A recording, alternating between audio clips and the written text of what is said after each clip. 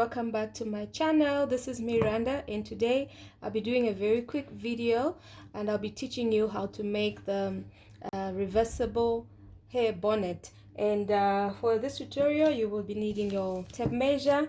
I have my drafting paper, scissors, pencil, and here I have with me fusing that I'll be using for the ribbon of the bonnet. And this is the fabric that I'll be using, the main fabric that I'll be using for the bonnet. I like the color, very nice. It actually has kind of like Christmas colors, right? Yeah. And of course I have the satin, so this will be on the inner part, but of course you can wear the bonnet either way. So let's get into the tutorial.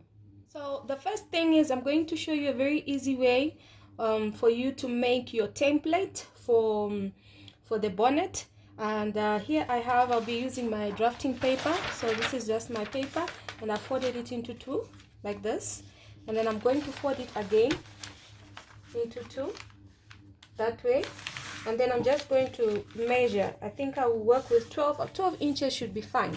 And of course this is not the only method that you can use to get your circle. You can use any object, any circular object with the size that you're working with to derive your circle.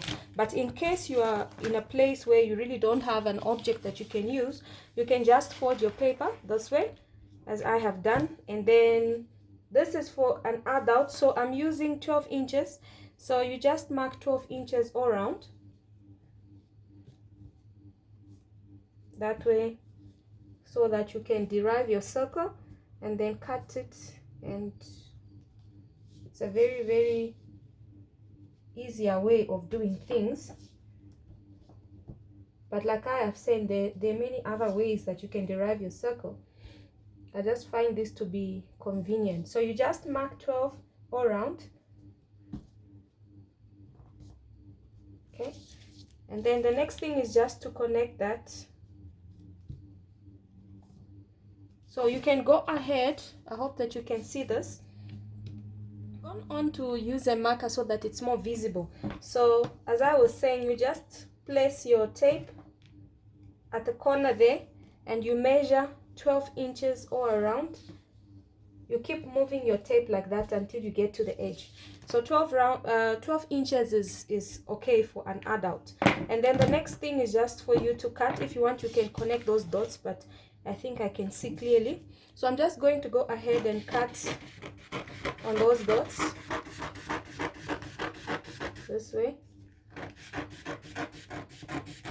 all the way. I used the entire length of the paper, so this is what I get. Okay, so this is my circle, and this is what I'm going to be using to cut my fabric. Okay, I hope that you can see that. So it's very, very easy. You just fold your paper into 4 and then you mark 12 inches. Then you'll have your template. Then you can use this template to cut your fabric. So you're going to cut two. You're going to cut the satin, and you're also going to cut the main print that you're going to be using. There we have it. I've gone on to cut the two pieces that I'll be working with. So these are two big circles. I've cut the satin using the template that we had, and I also have cut the other print that I'll be using. I also went on to cut the ribbon, or the bands, the ties, I don't know how you're gonna call them. So this is about 115 inches long, because I want mine to be able to go around the head several times. So you can decide the length of your ties. If you want it to just be a short tie at the back, you can decide the length. And then the width of this is about 9 inches, because it's going to be folded into half, so that will be around, yeah, so you can see it's actually 9.5. So when you fold it, it will be something like this. That's how I want it to be, but you can decide on the length and width of your ties. Okay, so this is our this is going to be our tie or our ribbon. And I also already cut the fusing. This is the lightweight one. You can use a medium weight depending on what effect you want to have. So you're just going to iron this on half of this strip Just want to show you. Okay, let me remove this one so that you can see. So if you place your, you need to iron it, you place your strip, you are going to take your fusing and iron it on the wrong side. And also when you place it, you're only going to be placing it on half or on one half of the strip, okay, so that you can give it a little bit of structure. So then you just take your iron and you iron this. It's going to stick to the strip. Afterwards, you're going to stitch. Of course, you're going to be stitching on the wrong side, this way. After ironing the fusing on the strip, okay, after ironing it, so you're going to come to the end, you sew this way all the way, and then you sew this side, the long side, you sew it up to the other end where you are going to leave it open, because you need to flip this strip, iron it nicely, and then you can close off that piece that is the side that will be remaining. So but I'll show you that when I get to that. Right now I just want to show you how you are going to place the two pieces that we've cut. Okay, so this is the main fabric. We're going to place it wrong side facing down, okay, this way. And then the satin, you're going to put it on top. So what you're going to do is you're actually going to place right sides facing, okay. You're going to place it that way, arrange it nicely like so, and then you're just going to do a stitch, a straight stitch. You sew all around and you leave about maybe, let's say, 2-inch opening. That will help you to flip this to the right side, because you have to go to the machine now and then you just sew all around, round down the circle, and then you leave about 2-inch opening to be able to flip it on the right side. After you flipped it, then you're going to iron it, and then I'll show you what step so I've follow. Gone on to join the two pieces, that is our two circles. Remember, we had placed the circles facing the right sides were facing each other. So I went on to stitch around, and then I flipped it on the right side and I went on to press. This is how your circle should be looking like. This is the main print and this is the satin side, okay. And I also left about 2-inch space here, because this is where we're going to be feeding our elastic into. So this is what it looks like. After pressing, I turned it to the satin side. You can mark on either side, because you're also supposed to be using a chalk that comes out, okay. So I had forgotten to mention that you're also going to be needing an elastic band to insert into your bonnet. You can use an elastic that is wider than this. Mine is 1/2 inch wide. So what I did was, on the edge, after you flipped it to the right side, you just measure the width, okay, the width of your elastic, and you leave a little bit of allowance so that when you channel the elastic in, it will be able to move nicely. So I left about 0.7 inches. I marked 0.7 inches all around, and then I'm just going on to mark that around like that. I hope you can see, okay. So I marked 0.7 inches, but my elastic is 0.5 inches wide. The length of this elastic is about 22 inches. Remember, the average size or length or circumference of an adult female is about 22.5 to 23 inches. But you also have to consider, if the person has braids or weave or something on the hair, they might need more elastic, because the head might measure larger. So the next thing we're going to do is we are going to stitch around this mark, the second mark that we have made here, this one, because this is going to be marked all around, okay, like this. We're going to close off everywhere like that, and then we are going to feed our elastic using my pin. I'm using this pin to feed it into the channel. It's going to go in there like that, into the tube or channel that we have created. So you should have a ruching effect like this. And then after the elastic has been fed in there, then you just close off this space. You just put a straight stitch there and close it out. Okay, and then the other thing also that I went on to do was I ironed the fusing on our tie or on our ribbon. Remember we had fusing, so I went on to iron it on one side of our tie. This is going to act as our tie, and then I went on to stitch the edges of this ribbon on both sides. I actually stitched on both sides, like you can see.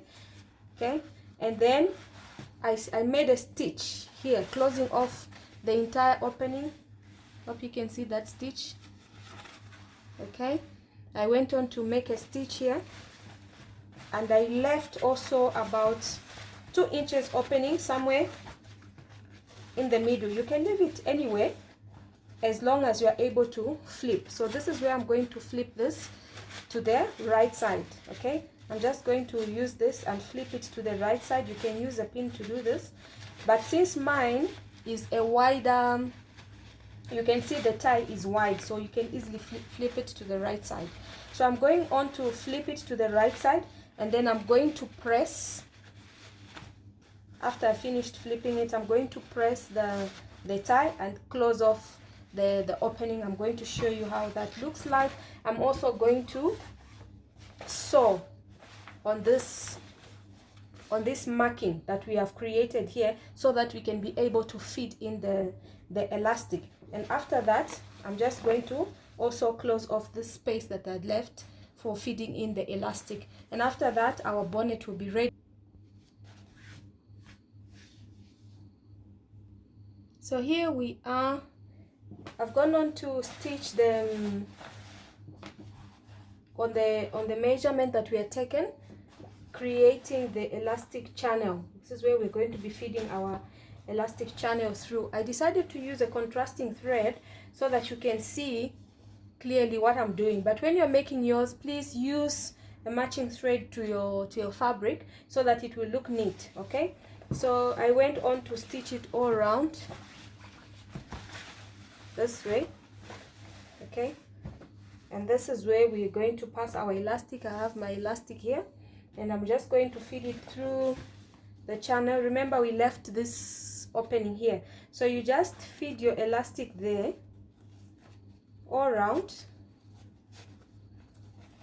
Remember, we measured 22 inches for this person that I'm making it for.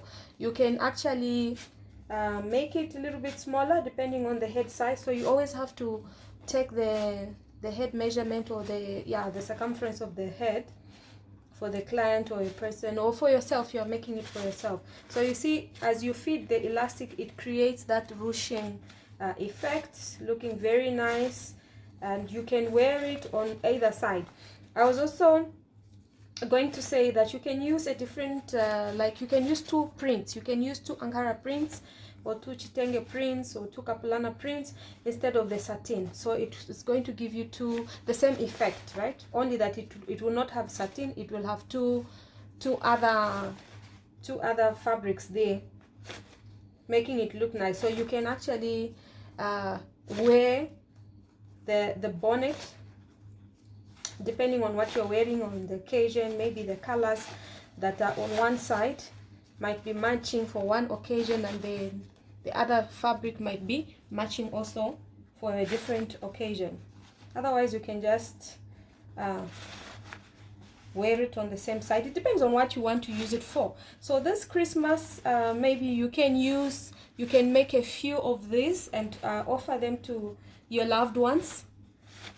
I'm sure they would really appreciate something like this. It's something very simple and yet something very elegant. So then you have your elastic coming out on the other side.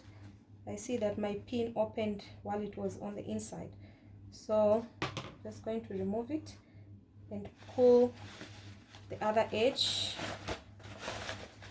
and there we have our bonnet.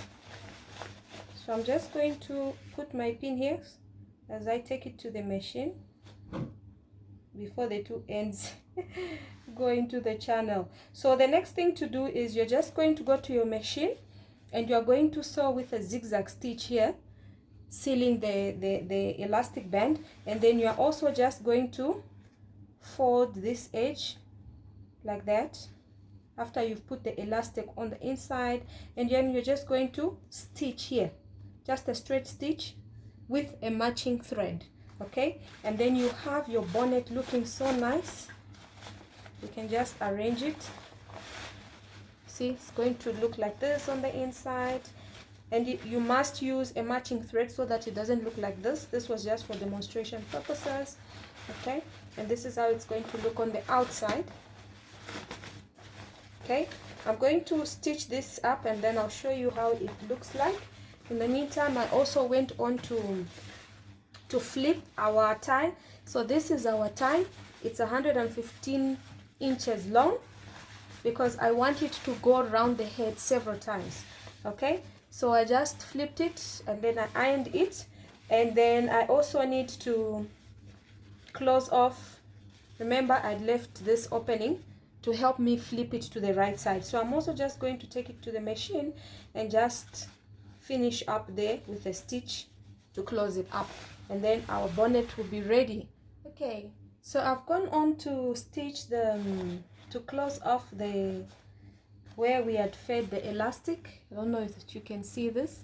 So this is where I used the matching thread, so I don't know that you can see. So this is where I closed off. This is where we fed the elastic into the channel. So I used the matching thread, and here is our bonnet looking very nice.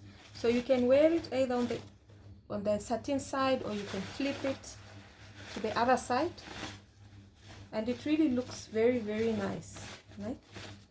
Okay, you can just arrange it. So this is our bonnet and this is our tie. So you can go on to put it on the head.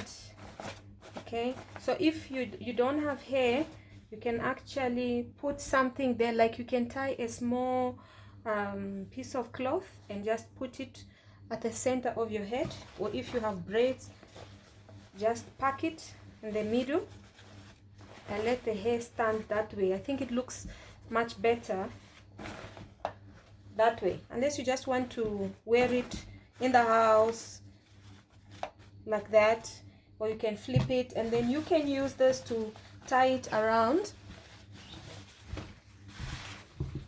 My mannequin has got a small head, so yeah.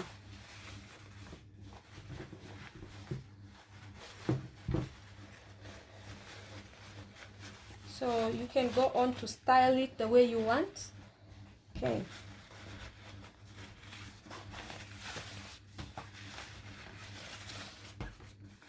Something like that. So it can go around your head several times. That's why I wanted it long. Okay. Let it go around, or you can style it in different ways. But basically, your bonnet is done, and then you just plug the edges in. Okay, so if your hair is packed at the top here, it should stand something like this. It will be standing something like this. Okay, or you can flip it to the satin side and just arrange it how you want. Okay, I think that looks so nice, you know. Yeah, otherwise you can just wear it without the tie. And there's another thing that you can do. I normally like attaching my tie to the bonnet so it's not detachable, but it depends on how you want to use your bonnet. So for example, I just look for the place where I had fed the elastic. So here, that would be where I would be attaching. So I'll just look for the middle of the tie. My tie is quite long. Remember, I said it's about 115 inches long. So it's quite long.